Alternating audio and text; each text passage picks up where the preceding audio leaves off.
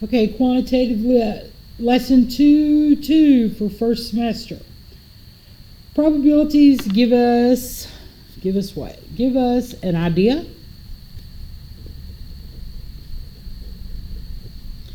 for how likely it is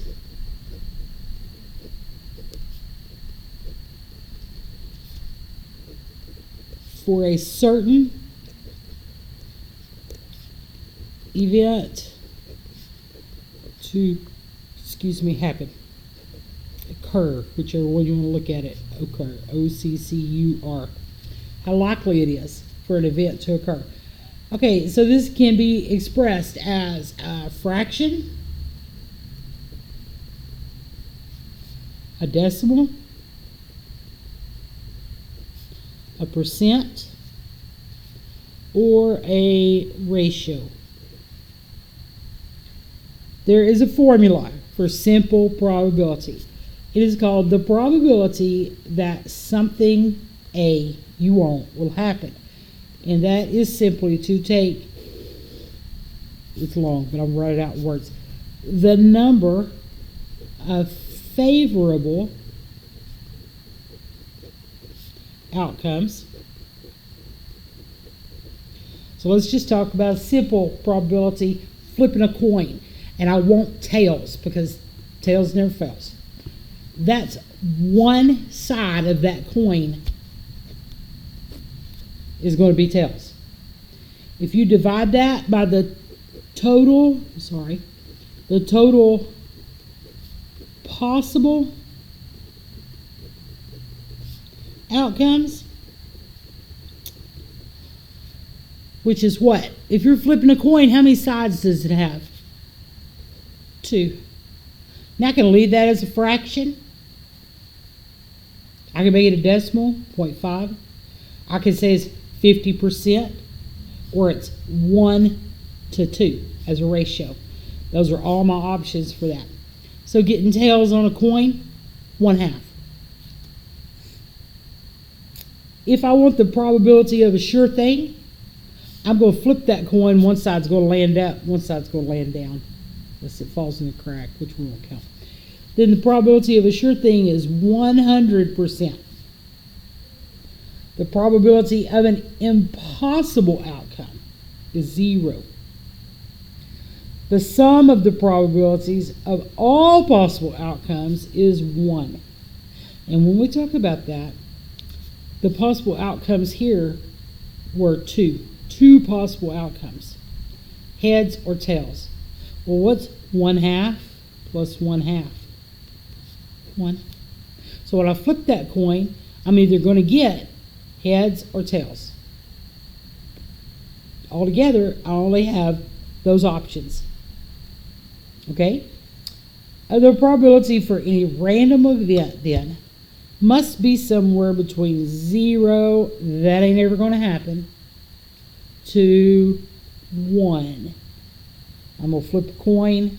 I'm either going to get heads or tails. Random event. The probability of something not occurring is called the complement of the event.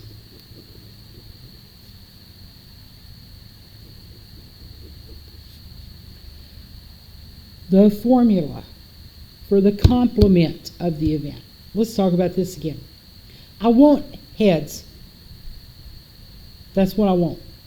Or did I say tails? Tails. We want tails. Tails never fails. So the complement of that would be to flip the coin and get heads. Well, every event, everything has an event, a probability up to 1.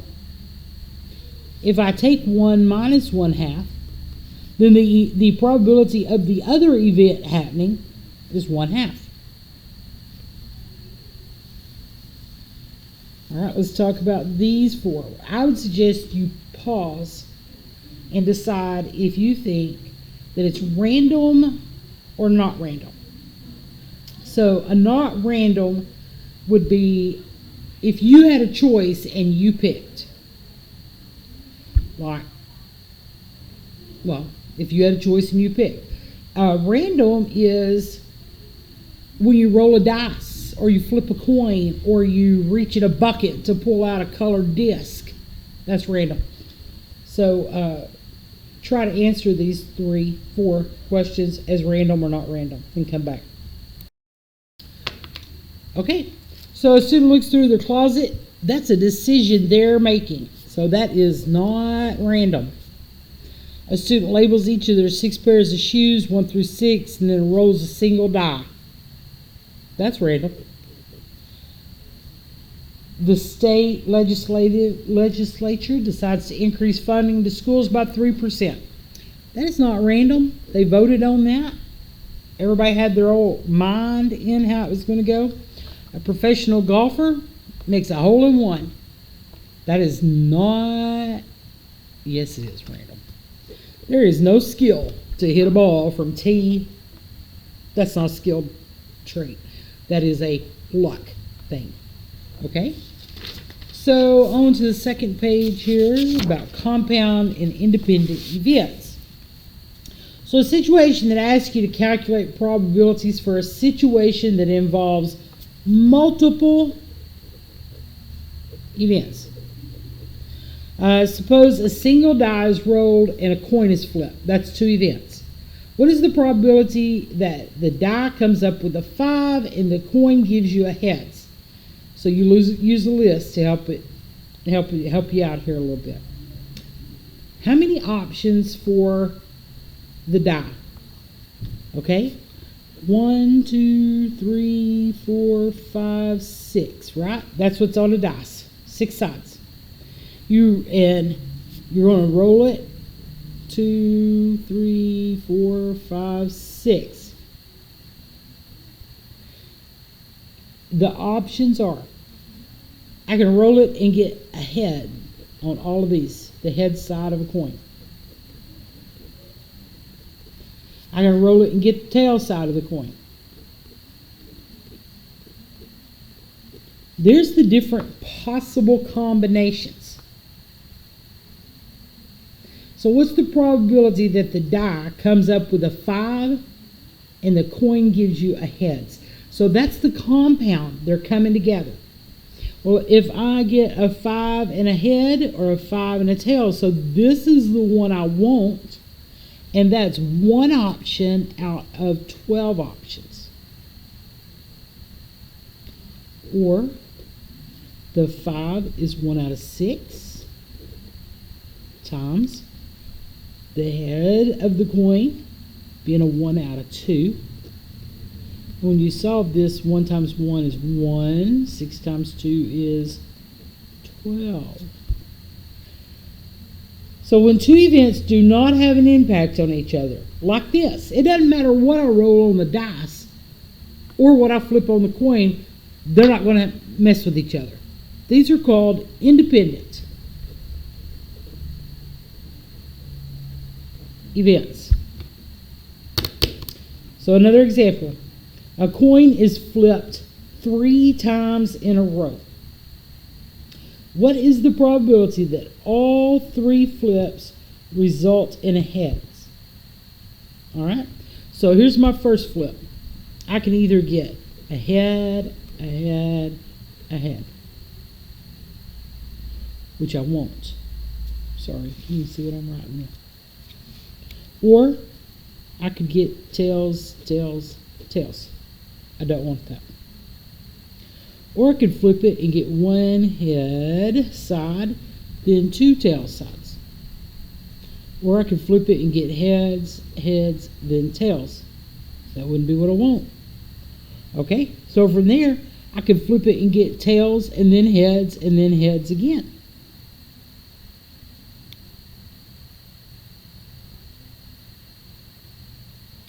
Or I could flip it and get a tail, and then a head. Still don't want that. Or I could flip it then and get a head, a tail, and then a head again. Or a tail, a head, and then a tail again. So that's 1, 2, 3, 4, 5, 6, 7, 8 possibilities.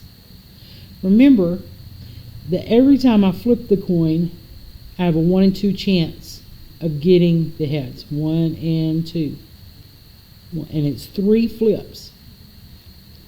The only time that I get what I want right there is once out of 8.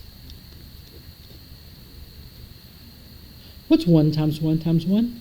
1. What's 2 times 2 times 2? 8. You've just got to figure out how to find what you're looking for. I'm a drawer. I draw everything out and look at it. But sometimes it's going to be too big to do that with. So if I want to know what the probability of getting a heads, what did we say up here on the first one? A 5 and a tails, I multiplied. 1 out of 6 for the 5, 1 out of 2 for the tails, and that gave me that probability. So that formula is going to help you a bunch with this lesson.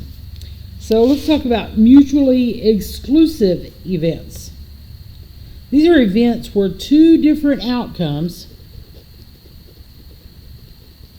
cannot occur at the same time. Okay?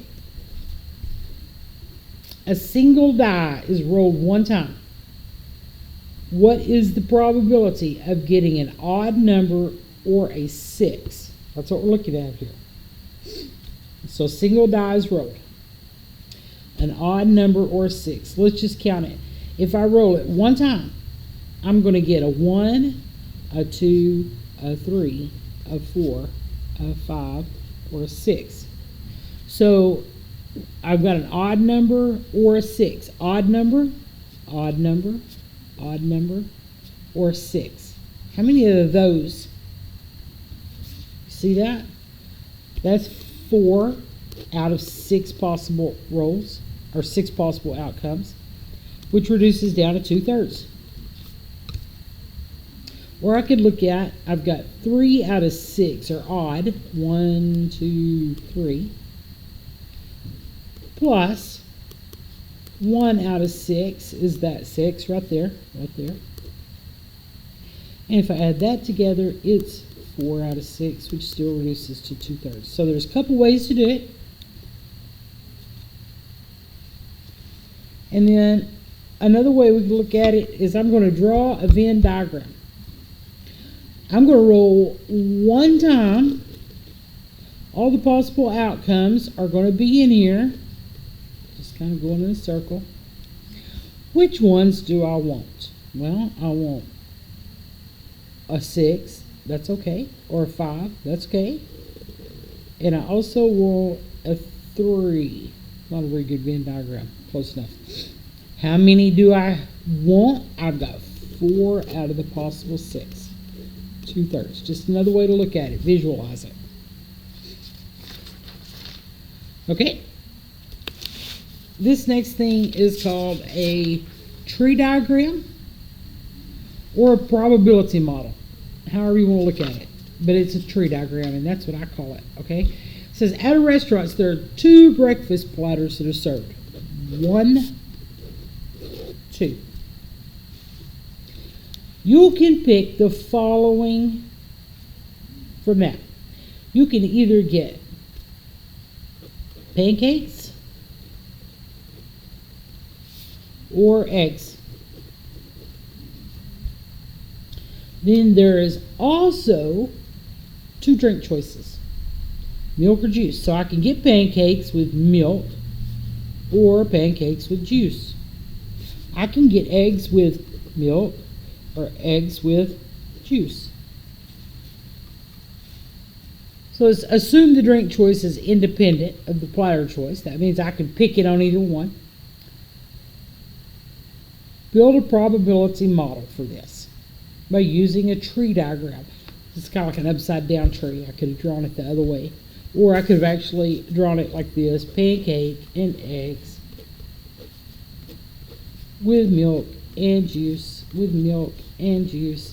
Then you can ask some questions like, how many, what's the probability you're going to pick milk? 1, 2. 2 out of 4, because right, there's 4 possible outcomes here. 2 out of 4. Half the probability is you're going to get, your drink's going to be milk. Half the probability is your food choice is going to be eggs. The other half, the probability, is your food choice is going to be pancakes. Different ways to read them. Okay, let's talk about this last bit here. And conditional probability in two-way tables. Okay. A probability, a conditional probability, is a probability in which certain prerequisite condition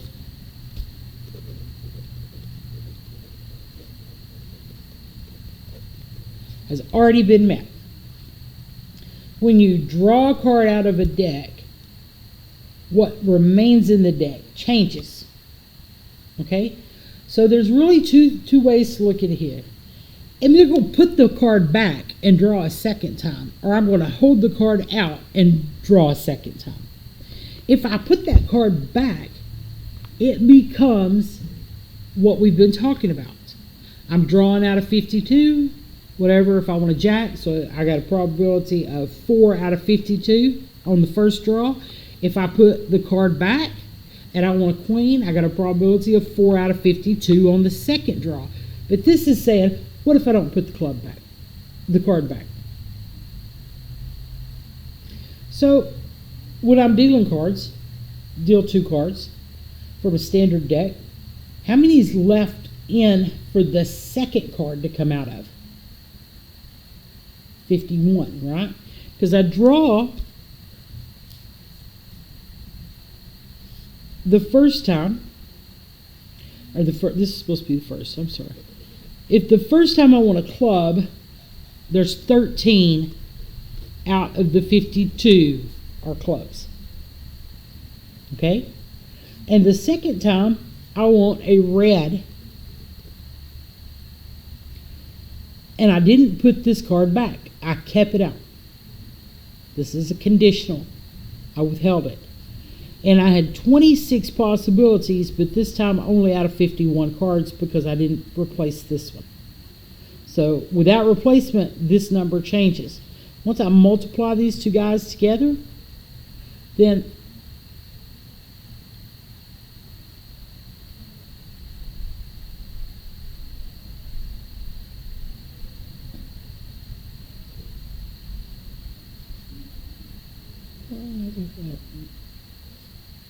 okay. And that's the gist here. You might want to try this on your own a little bit. See if you can come up with a couple of these. All right. So another way we can look at conditional probability is through the use of a two-way table, or what we call a contingency table. Contingency. I'll learn to spell. So this table says, suppose we survey all the students at school and ask them how to get to school and also what grade they're in. The chart below gives the results. Suppose we randomly select one student.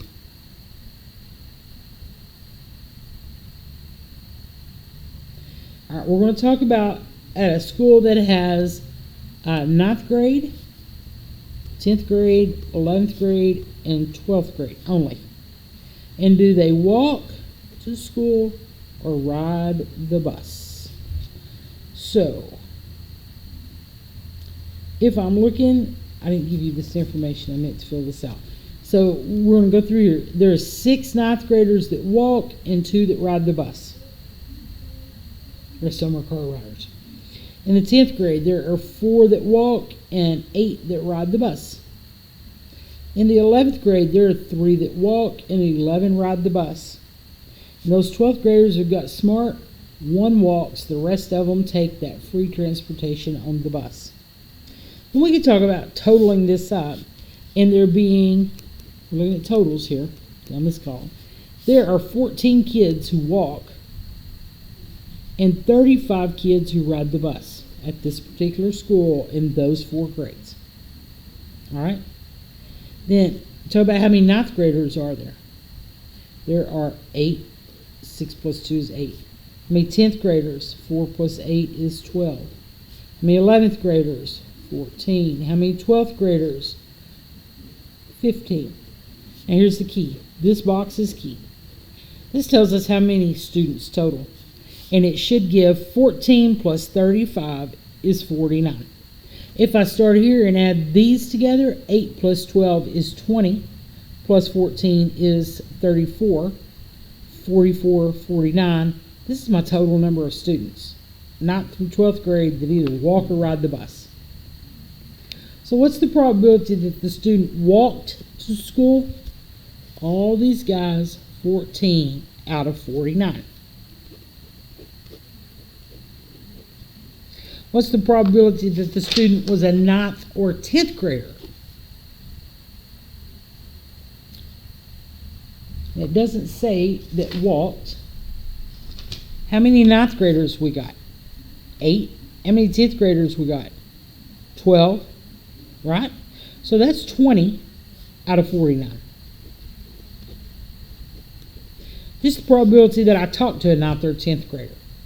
What's the probability that the student either rode the bus or is in 11th or 12th grade? So I only want to look at 11th and 12th grade that rode the bus. 11 plus 14 is 25. Out of, how many students did I talk to? 49. Now I could ask you this. What's the probability that I was in the 11th grade and rode the bus? Well, how many are in the 11th grade? Probability of being in 11th grade on the bus. We'll just call it that way. Just write it that way. Well, I only have 14 11th graders, right? Bus out of the 11th graders, 11 out of 14. Now, what's the probability that I was in the 11th grade and rode the bus out of all of this?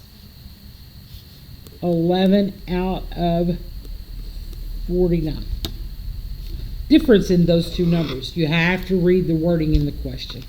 Okay, guys, you know what to do with the assignment. Good luck.